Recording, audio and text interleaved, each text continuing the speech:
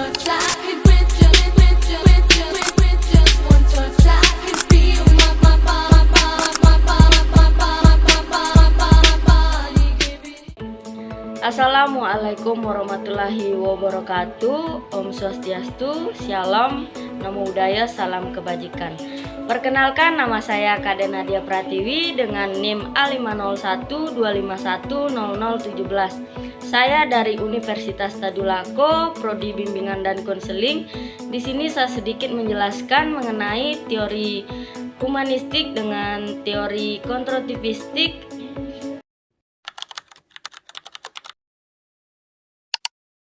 Oke, baik guys, saya sedikit menjelaskan mengenai teori humanistik. Teori humanistik ini memiliki tokoh utama. Yang pertama yaitu Abraham Maslow dan Carl Rogers, di mana konsep dasarnya itu teori humanistik memandang bahwa setiap manusia memiliki potensi bawaan untuk berkembang menjadi pribadi yang sehat, kuat, mandiri, dan bermakna. Belajar bukan hanya proses menerima pengetahuan, tetapi proses memahami diri, mengembangkan harga diri, dan menjadi manusia yang utuh. Maslow juga menekankan hierarki kebutuhan, yang dimana menjelaskan bahwa peserta didik hanya bisa belajar optimal jika kebutuhan dasarnya terpenuhi. Sedangkan Carl Rogers menekankan pentingnya lingkungan yang mendukung empati, penerimaan tanpa syarat, serta hubungan antara guru dan siswa yang hangat.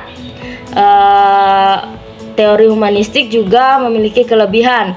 Yang pertama itu mengembangkan motivasi intrinsik dan sikap positif terhadap belajar. Yang kedua yaitu memperhatikan aspek emosional, nilai, dan perkembangan pribadi siswa. Yang ketiga, mendorong pembelajaran yang lebih humanis, personal, dan penuh empati, menghargai minat dan potensi unik tiap peserta didik.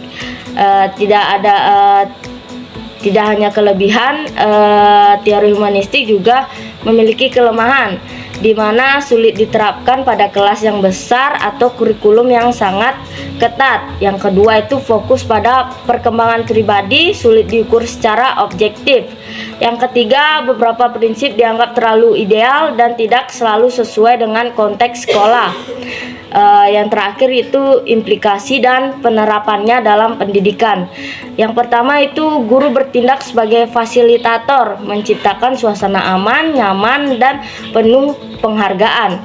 Yang kedua, pembelajaran beri ruang untuk refleksi diri, diskusi, konseling mikro, atau proyek yang berhubungan dengan minat siswa. Yang ketiga, penilaian tidak hanya bernilai hasil kognitif, tetapi juga proses belajar, motivasi, dan menekankan student concentrated learning. Itu tadi penjelasan dari teori humanistik. Kita lanjut ke teori konstruktivistik.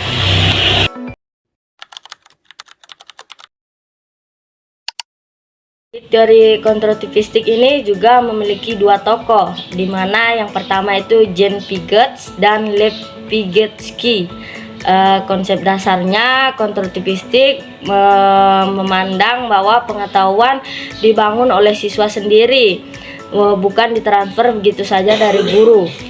Proses membangun pengetahuan terjadi melalui pengalaman langsung, interaksi sosial, eksplorasi, dan pemecahan masalah. Piaget menekankan perkembangan kognitif individual, sedangkan Vygotsky menekankan peran bahasa, budaya, dan interaksi sosial. Kelebihan dari teori konstruktivistik, yang pertama itu pembelajaran menjadi lebih bermakna karena tidak terkait dengan pengalaman nyata.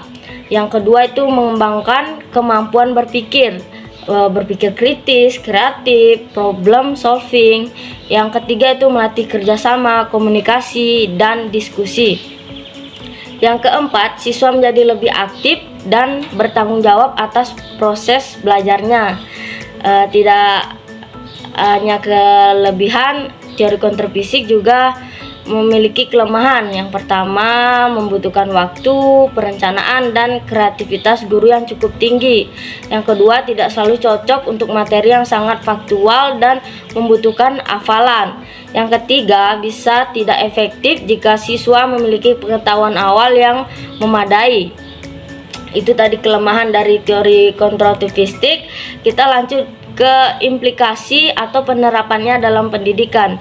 Jadi penerapannya itu guru menciptakan aktivitas seperti proyek, eksperimen, penemuan terbimbing, diskusi kelompok, dan studi kasus. Yang kedua itu penilaian menggunakan portofolio, proyek, presentasi, atau demonstrasi kemampuan nyata.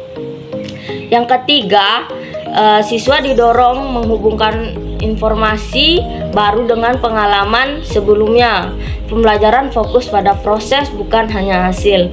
Baik guys, itu tadi penjelasan dari saya mengenai teori humanistik dan teori konstruktivistik. Terima kasih, selamat menonton.